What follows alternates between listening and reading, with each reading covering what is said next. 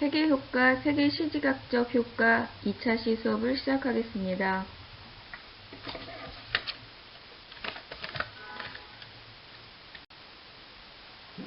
이번 차시에서는 착시효과, 세계면적효과, 세계진출과 후퇴, 세계팽창과 수축에 대해서 학습하도록 하겠습니다.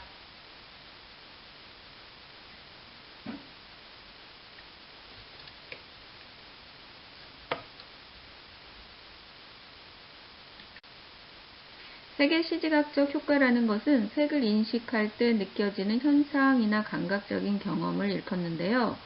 색이라는 것은 시지각 대상으로서 물리적인 빛과 그 빛의 지각 현상을 말하는 것입니다. 물리적으로 우리는 가시광선 내에 색을 식별할 수 있는데요. 모든 색은 빛에 의해서 보여진다고 할 수 있겠습니다. 이러한 색의 개념에 비해서 색채는 물리적 현상으로서의 색이 감각적인 기관인 눈을 통해서 지각되어지거나 그와 같은 지각 현상과 마찬가지로 경험 효과를 가리키는 현상이라고 할 수 있습니다. 여러분들은 색을 보면서, 색을 인식하면서 색다른 경험 효과가 불러일으켜지는 것을 경험하게 되는데요. 색을 보고 즐거움을 느낀다거나 음식의 색이 맛있어 보인다거나 이러한 현상들을 총칭하는 거라 할 수 있겠죠.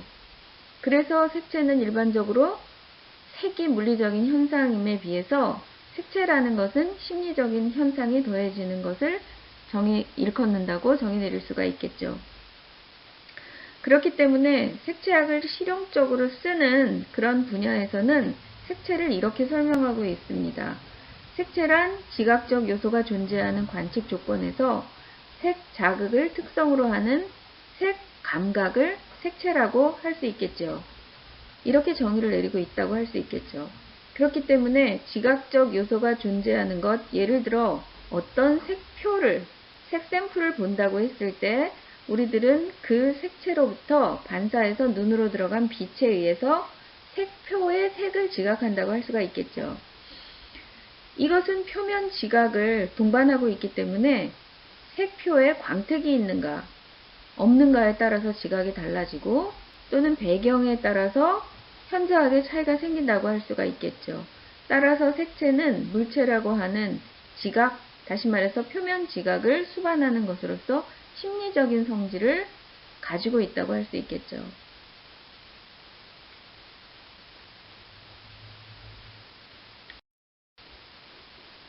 색의 시지각적 효과 중에 착시 효과가 있는데요. 이 착시 효과는 이미지가 실제 사물의 모습과 다르게 보이는 것을 의미합니다.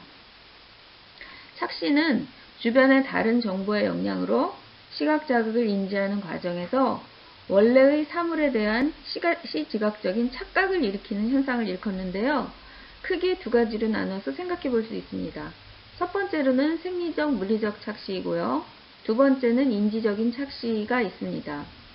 첫 번째 생리적, 물리적 착시는 사물의 이미지를 시각이 받아들이면서 시각 자체가 착각을 불러일으키는 것으로 글자나 그림 자체가 구분하기 어려워서 혼동하기 쉽게 표현되어 있거나 명암, 기울기, 색상, 움직임 등의 특정한 자극의 과도한 수용으로 인해서 착각을 일으키는 현상을 말합니다.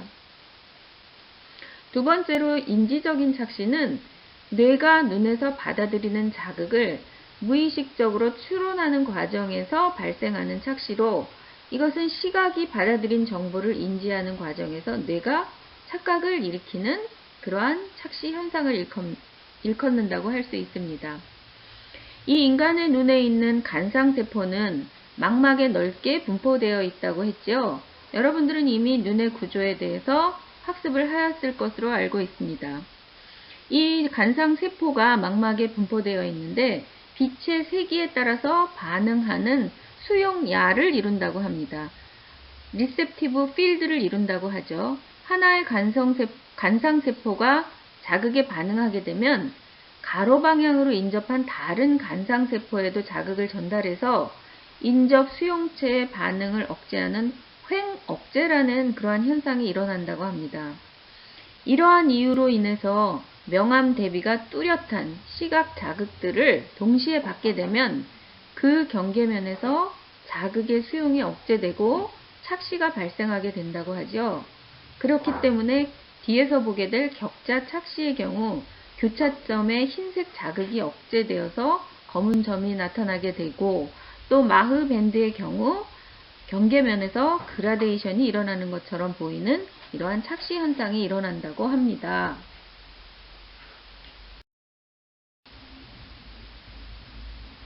보여지고 있는 화면은 어떻게 보이나요? 착시 효과란 이미지가 실제 사물의 모습과 다르게 보이는 것을 착시 효과라고 했는데요.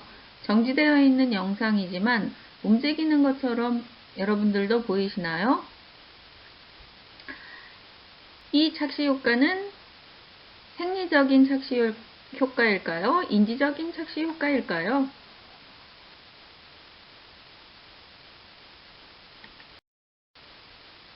첫 번째로 살펴볼 것은 콘트라스트 이펙트인데요. 첨부된 그림을 보면 배경은 왼쪽에서부터 짙은 회색이 오른쪽으로 갈수록 점점 옅어지고 있죠. 실제로 그렇게 변화하고 있습니다. 그런데 그 안에 수평으로 놓여져 있는 회색 띠는 실제로는 단일색으로 되어 있는데, 객관적으로 보면 밝기가 일정한 수평 회색 띠라고 할 수 있죠. 그럼에도 불구하고 여러분들이 느끼는 것은 아마 옅은 회색에서 짙은 회색으로 변화하는 것처럼 보여질 것입니다. 이것을 바로 착시 효과 중 콘트라스트 효과라고 합니다. 두 번째로 착시 현상 두 번째는 콘스위트 착시가 있는데요. 여러분들 왼쪽에 아래쪽에 두 개의 회색 사각형이 있는데 왼쪽과 오른쪽 사각형 중 어떤 것이 더 밝기가 어두워 보이거나 또는 어떤 것이 더 밝아 보이나요? 저 같은 경우에는 왼쪽 사각형이 좀 더 어두워 보이는데 여러분들은 어떻게 보이시나요? 하지만 사실상 왼쪽 회색 사각형과 오른쪽 사각형의 밝기는 같습니다.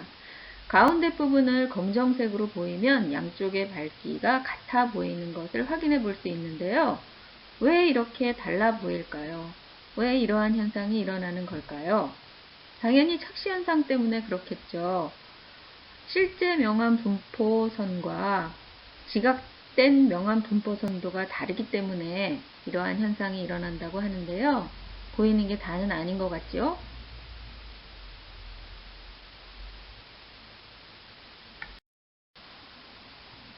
세 번째로는 처부 착시가 있는데요. 가운데 있는 두 원형은 동일한 조건인데도 불구하고 굉장히 극적으로 다르게 보이죠? 이 처부 착시에 있어서는 균일한 바탕, 균일한 필드에 의해 둘러싸인 낮은 대비 질감이 고대비 질감으로 둘러싸인 때보다도 더 대비 효과가 더 크게 나타난다는 것을 확인해주는 착시라고 할 수가 있습니다.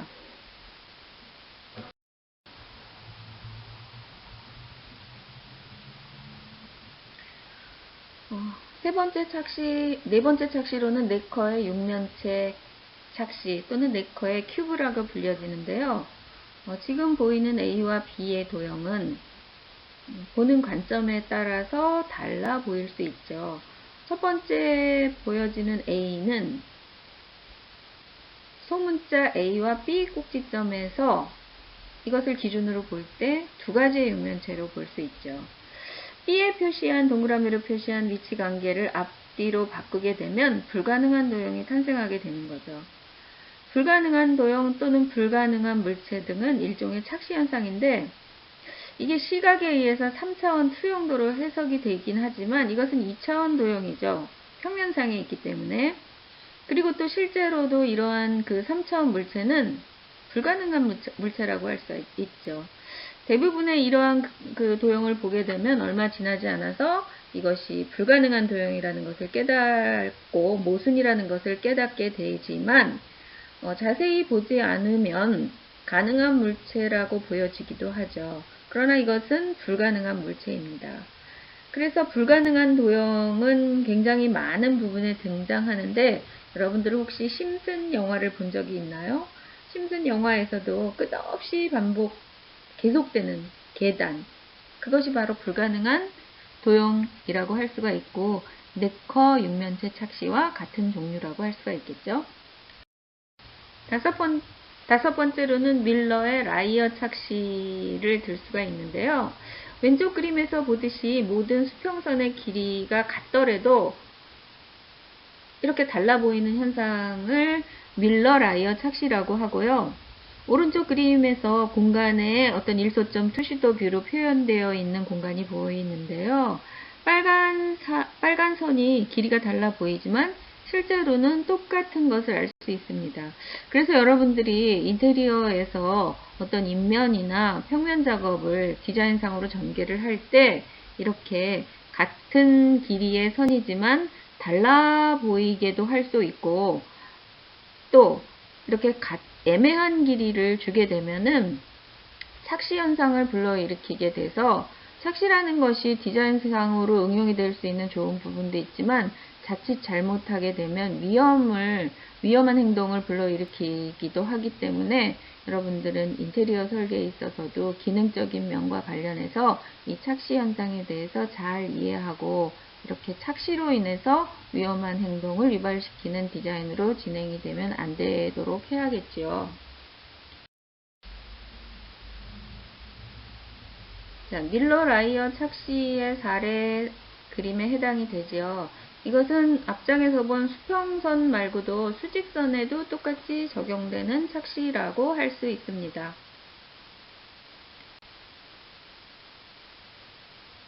네, 그림 안에 사람의 크기가 달라 보이시나요? 우리가 공간상에서 어떤 오브제, 물체를 배치하게 됐을 때 거리를 애매하게 주거나 또는 물체의 크기를 애매하게 줬을 때 그것을 한 시점에서 바라보게 되면 크기의 차이가 식별이 안 돼서 거리감이 상실되는 사례들이 종종 있는데요. 그것은 이러한 착시 현상 때문이기도 합니다. 자, 여섯 번째로는 카페 벽 착시, 카페 월 일루전이라는 착시가 있는데요. 여러분들도 이 수평선들이 사선으로 보이십니까? 또는 이렇게 스크롤바를 움직이면 무늬가 꿈틀꿈틀거리는 것처럼 보이기도 하죠. 이러한 착시 현상을 카페 벽 착시 현상이라고 하는데요. 그렇기 때문에 인테리어에 있어서 특히 벽돌이나 아니면 타일을 붙일 때 여러분들 종종 다른 종류의 타일을 가지고 패턴으로 붙이게 되는데요. 이렇게 만약에 어떤 공간에 움직임이라는 소재를 가지고 여러분들이 디자인을 전개할 때 이러한 착시 현상을 이용하면 좋겠지요.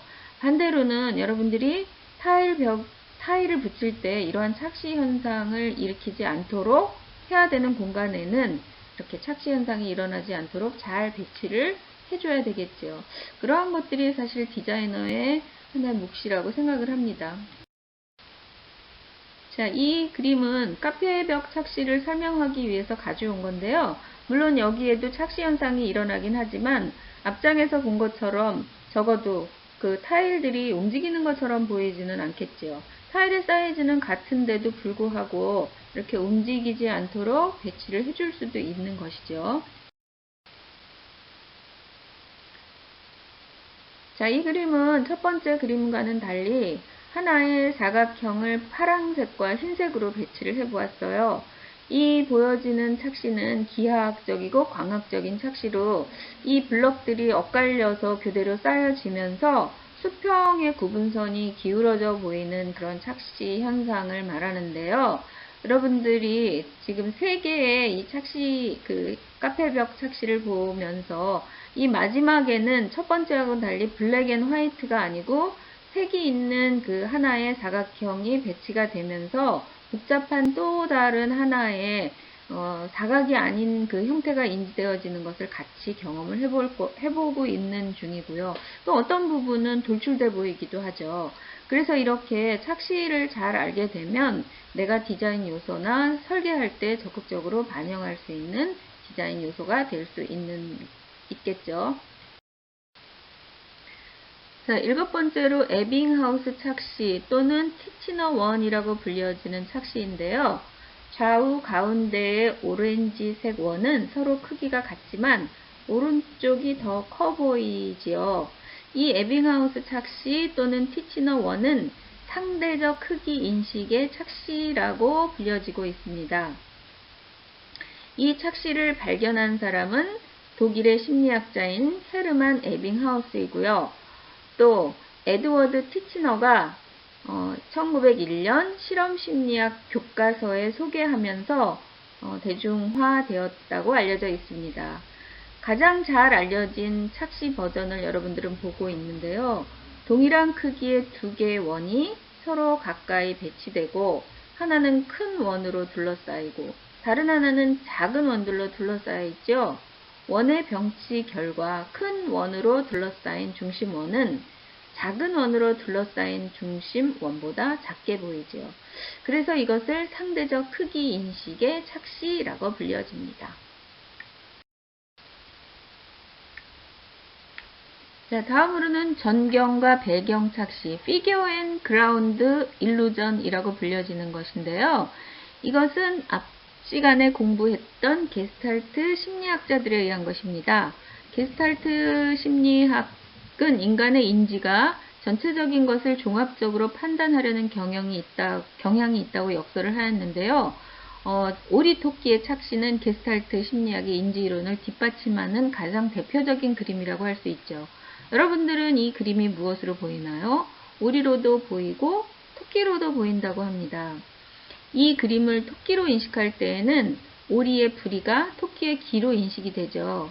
이와 같은 착시를 전경과 배경 착시라고 하는데요. 왼쪽의 그림, 이건 루벤스의 커브로 잘 알려져 있는 도형인데요. 두 옆얼굴 또는 하나의 꽃병으로 보이는 얼굴과 꽃병의 그림 역시 전경과 배경의 착시로 널리 알려져 있는 그림입니다. 이 전경과 배경의 착시는 인지적 착시 중에 가장 대표적인 현상의 하나로 이 인지적 착시 현상은 무의식적인 추론에 따른 인지 과정에서 발생된다고 알려져 있습니다. 이 게스탈트 심리학은 1920년대 독일에서 창설이 되었는데요. 심리적인 현상이란 1차적인 지각적 요소로 쪼갤 수 있는 것이 아니라 조직화되고 구조화된 전체로 보아야 된다고 이 게스탈트 심리학자들은 주장하고 있습니다. 이 게스탈트라는 단어는 독일어로 형태 또는 모양을 의미하는 것이라고 했죠. 이 만일 사람들이 삼각형을 지각한다면 개개의 요소, 즉 세 개의 선분이나 더 세부적인 선분을 이루고 있는 하나의 점들을 지각한다고 생각할 수도 있겠지만 사실 사람들은 삼각형을 지각할 때 삼각형이라는 전체의 패턴과 모양을 먼저 지각한다는 것이죠. 마찬가지로 친숙한 음악을 들을 때 사람들은 수많은 음표나 음조, 정확한 시간, 이런 지속되는 반복, 이런 것들을 기억하는 것이 아니라 음표의 전체적인 패턴으로서 멜로디를 그저 듣게 된다는 것이죠. 그것을 먼저 지각한다는 거죠. 이렇게 전체로서의 지각은 조직화의 원리에 따라서 유의미한 자극으로 해석이 될 수 있고 통일된 전체로서 지각이 된다는 것이 게스탈트 심리학자들의 주장입니다. 게스탈트 심리학의 조직화의 원리는 크게 영역의 분리, 전경과 배경의 구분, 집단화 등 세 가지로 구분해 볼 수가 있는데요. 지금 보여지는 전경과 배경의 착시가 그 대표적인 것에 해당이 된다고 할 수 있습니다. 자, 다음으로는 격자 착시, 그리드 일루전 또는 하만 그리드 효과라고 불려지는 착시인데요. 여러분들도 지금 왼쪽과 오른쪽 그림에서 회색 교차점에서 실제로는 존재하지 않는 검은색 잔상이 보이는 것을 확인해 볼 수 있습니다.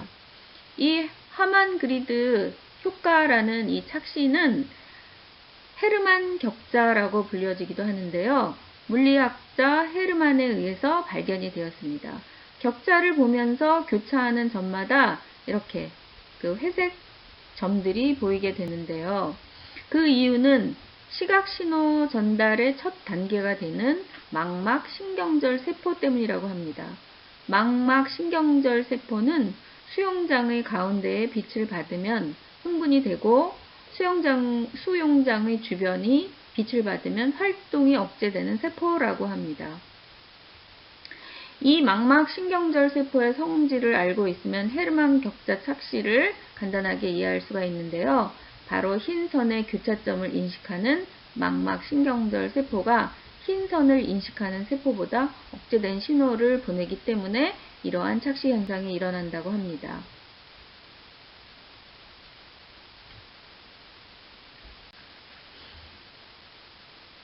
자, 이상과 같이 간단하게 몇 가지의 착시에 대해서 학습을 해 보았는데요. 이 착시 현상에 대해서는 많은 과학자와 또 여러 심리학자들이 연구를 해놓은 결과들이 더 다양하게 있습니다. 여러분들은 개별 학습을 통해서 착시 현상에 대해서 더 찾아보고 학습하시기 바랍니다. 그 착시 현상과 관련해서 또 하나 스캐니메이션이라는 것이 있는데요. 이 스캐니메이션이라는 것은 스캔과 애니메이션이 합쳐진 단어입니다. 이 스캐니메이션이란 여러 동작의 이미지를 라인 형태로 번갈아 가면서 그린 후에 그 라인만큼의 틈을 이용해서 보게 되면은 영상이 움직이는, 다시 말해서 동영상의 효과를 느낄 수 있는 착시 현상 중의 한 형태인데요. 지금 첨부해 놓은 링크가 스캐니메이션을 볼 수 있는 그런 영상입니다. 여러분들 개별 시간을 통해서 영상을 한번 보시면서 스캐니메이션을 감상하시고 또 착시 현상 중에 하나인 것을 확인하시고 착시에 대해서 학습을 더 진행하시기 바랍니다.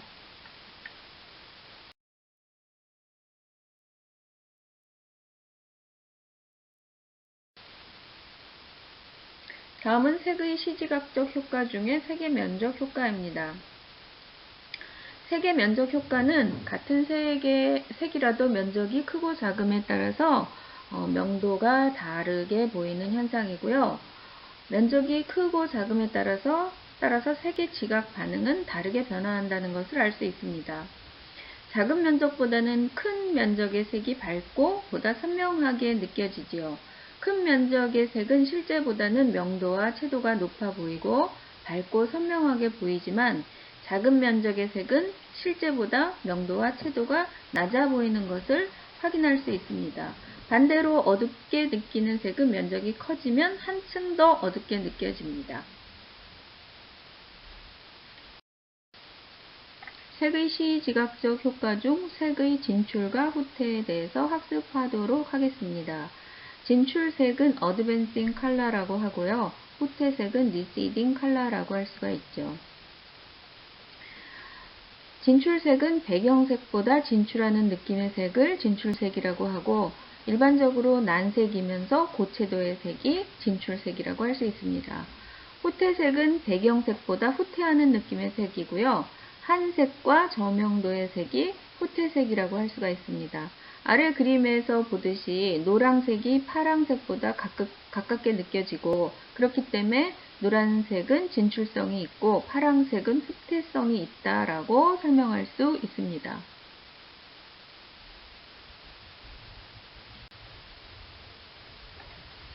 색의 시지각적 효과 중에 색의 진출과 후퇴는 여러분들이 인테리어 디자인을 할 때도 굉장히 많이 활용하는 그러한 시지각적 특성이라고 할 수가 있는데요. 진출색과 후퇴색을 어떻게 사용하느냐에 따라서 더 가까이 보이기도 하고 더 멀리 보이기도 하는 색이라고 할 수가 있겠죠. 다시 말해서 더 튀어나와 보이고 더 들어가 보이고 이것은 깊이에 대한 얘기라고 할 수가 있겠죠. 그래서 공간감을 줄 때 이러한 색의 진출과 후퇴의 특성을 활용한다고 할 수가 있겠죠. 먼저 색상에 대한 진출과 후퇴에 대해서 살펴보면 한난 대비나 색상 대비를 할 때 이렇게 한색과 난색을 대비해서 사용하는 그러한 그 효과에서도 진출과 후퇴를 설명할 수가 있게 되죠. 그래서 한색과 난색을 섞었을 때 색의 효과가 훨씬 더 강하게 나타난다고 할 수가 있습니다. 색상 요소에서 진출과 후퇴색은 그렇기 때문에 한색과 난색으로 구분해서 설명할 수 있겠습니다. 한색이라는 것은 차가운 느낌의 색을 말하고 난색이라는 것은 따뜻한 느낌의 색들을 말하겠죠. 그래서 따뜻한 난색 계열의 색이 일반적으로 진출색이고 차가운 느낌의 한색 계열이 후퇴색이라고 할 수 있겠습니다. 그렇기 때문에 그림에서 노랑이 난색으로 진출색이고 파랑이 한색이기 때문에 후퇴색이라고 할 수가 있겠죠.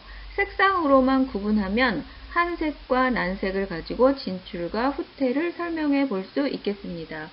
오른쪽 그림에 그 야경 사진을 하나 넣었는데요. 굉장히 많은 야경에 자기 그 상호를 보이기 위해서 많은 간판들을 사용하고 있는데요. 여러분 눈에는 어떠한 색들이 더 잘 보이십니까?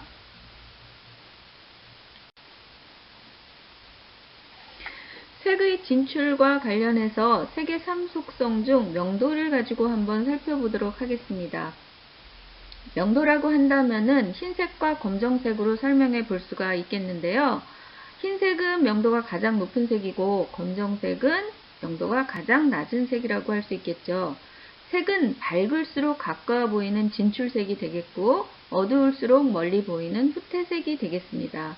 그러니까 명도가 높을수록 진출색이 되고 명도가 낮을수록 후퇴색이라고 설명할 수 있겠습니다. 마지막으로 색의 3속성 중 채도에 대해서 진출과 후퇴색을 살펴볼 텐데요. 채도라는 것은 색의 탁하기의 정도, 선명함의 정도를 채도로 설명할 수 있겠죠. 선명한 색이 진출과 후퇴색을 가르는 기준이 될 수 있습니다. 그러니까 선명한, 다시 말해서 채도가 높은 색이 진출색이 될 거고 채도가 낮은 색이, 탁한 색이 후퇴색이 된다고 할 수 있겠습니다.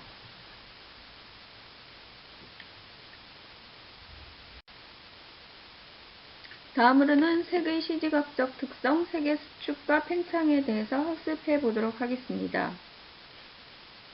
색의 팽창과 수축은 색의 면적이 실제 면적보다 어느 경우에는 작게 또는 크게 느껴지는 것 같은 심리 현상을 색의 팽창과 수축이라고 말할 수 있습니다. 일반적으로 명도가 높은 색은 팽창성이 있고 낮은 색은 수축되게 느껴집니다.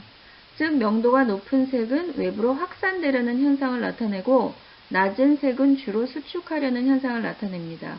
이와 같이 팽창에 주는 느낌을 주는 색을 팽창색, expansive color라고 하고 수축의 느낌을 주는 색을 수축색, contractive color라고 말할 수 있습니다.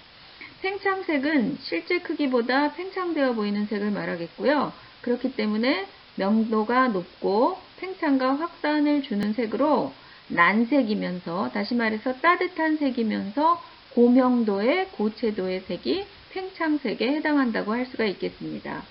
수축색은 실제 크기보다 수축되어 보이는 색으로 명도가 낮아 움츠린 느낌을 주는 색을 말하겠고요.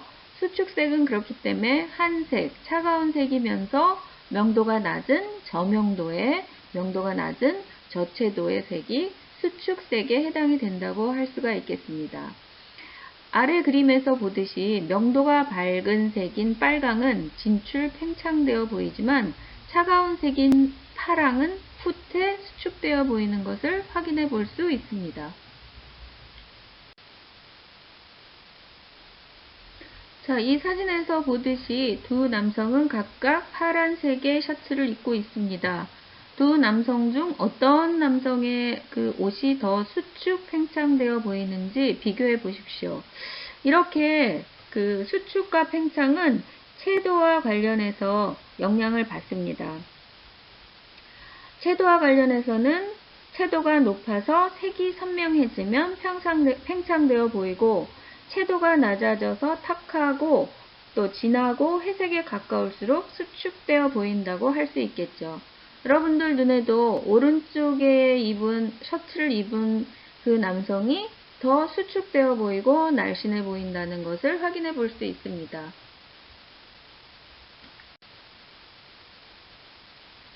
자, 사진에 보이는 세 여성 중에서 어떠한 여성이 가장 팽창되어 보이나요? 이 수축과 팽창 관련해서는 명도에 따른 팽창과 수축이 있습니다. 이 사진을 통해서도 확인해 볼 수 있겠지만 수축과 팽창은 명도 축에서도 영향을 크게 받는데요. 명도가 가장 높은 색은 흰색이고 명도가 가장 낮은 색은 검정으로 설명할 수가 있겠는데요.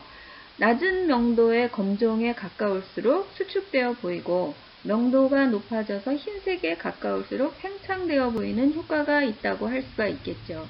그래서 조금 몸의 부피가 적어서 너무 마른 사람은 밝은 색의 명도가 높은 색의 옷을 입는 것이 조금은 자기의 체형을 커버할 수 있게 된다는 것을 이 그림을 통해서도 알 수 있겠죠.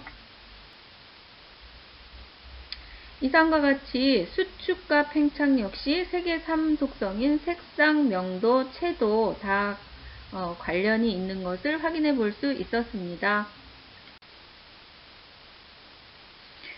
이상과 같이 4주차 2차 시 수업을 종료하도록 하겠습니다.